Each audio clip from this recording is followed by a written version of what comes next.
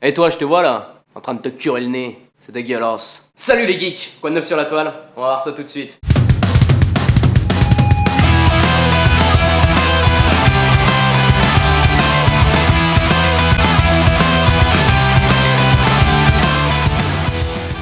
Vous savez, dans le podcast français, il y a plusieurs types de familles. Ceux qui font des blagues sur le quotidien, ceux qui font des sketchs, celles qui se maquillent. Et il y a des types comme moi qui cherchent des vidéos sur internet. Et des fois, c'est vraiment pas beau. Chacun ses spécialités, après tout. Si les podcasteurs étaient médecins, je pense que je serais promptologue. Celui qui... chatouille la prostate des messieurs. Alors cette semaine, on va voir que internet est parfois aussi dérangeant qu'une colonoscopie, que les manchots sont des tueurs-nés, et que les courses de vélo, c'est vraiment plus que c'était. C'est parti.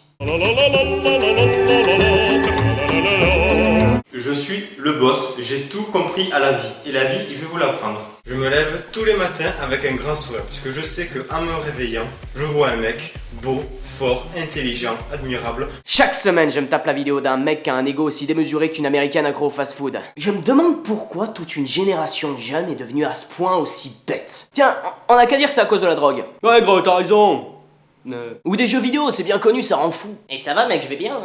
Mais non, si on demandait plutôt à ce mec qui, je cite, veut nous apprendre la vie. Alors c'est quoi ta réponse, bro? Personnellement, je vois seulement un mec en costard avec une couronne de galettes de roi sur la tête qui passe son temps à faire des pompes, embrasser ses propres muscles, rester dans son lit toute la journée et regarder sa caméra avec une tête de con, le tout sur une musique égale à son bon goût.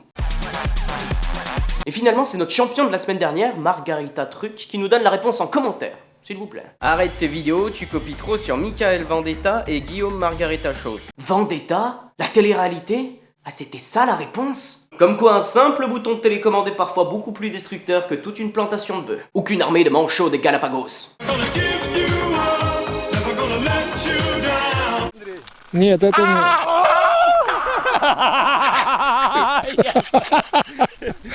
Cette vidéo est tellement marrante que Kim Jong-il l'a mis sur son mur Facebook. Trop marrant. Je lol. Pourtant cet homme est dur, très dur.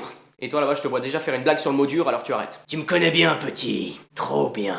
Notons quand même le courage du monsieur face à l'attaque du manchot. Ainsi que la rage du manchot. J'imite mal le manchot. Mais les manchots sont un véritable fléau. Il faut sensibiliser le public. Alors les enfants, vous aimez ça les manchots? Vous ne devriez pas. Ils sont pédophiles. Retrouvez la liste des animaux pédophiles sur pédoanimaux.com. Ainsi, vous apprendrez à vous méfier de Barnabé GHB, Lulu le Pointu, Thierry le Nazi, Martin le Malsain et tant d'autres. Pour les sceptiques, souvenez-vous du film La Marche de l'Empereur. Voici un extrait resté secret à ce jour. On a été attaqués par les manchots. Ils ont mangé Billy, bordel. Ils ont mangé Billy. Ils vont manger des poissons. Si vous aussi vous avez pleuré suite à cette vidéo, regardons un peu de sport pour retrouver notre virilité perdue.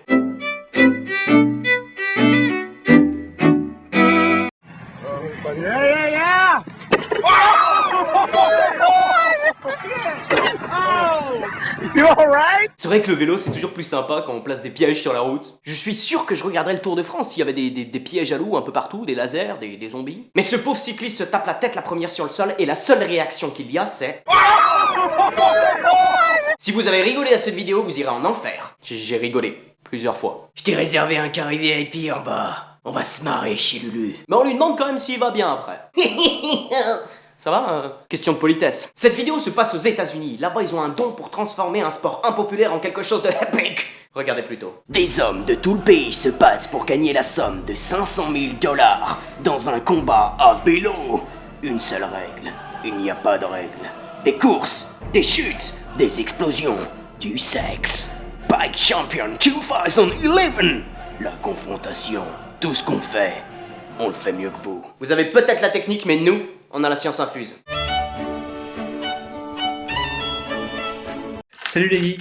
Toi qui as la science infuse, j'aimerais vraiment que tu m'expliques pourquoi la tartine beurrée tombe toujours du côté beurré. Pour élucider ce problème, il faut comprendre l'industrie du beurre dans son ensemble. Suivez-moi. Imaginez un monde où à chaque fois que l'on veut manger une tartine de beurre, celle-ci nous échappe et tombe bizarrement sur le côté beurré. Alors on refait une tartine en remettant du beurre, mais on n'a plus de beurre. Alors on va en acheter.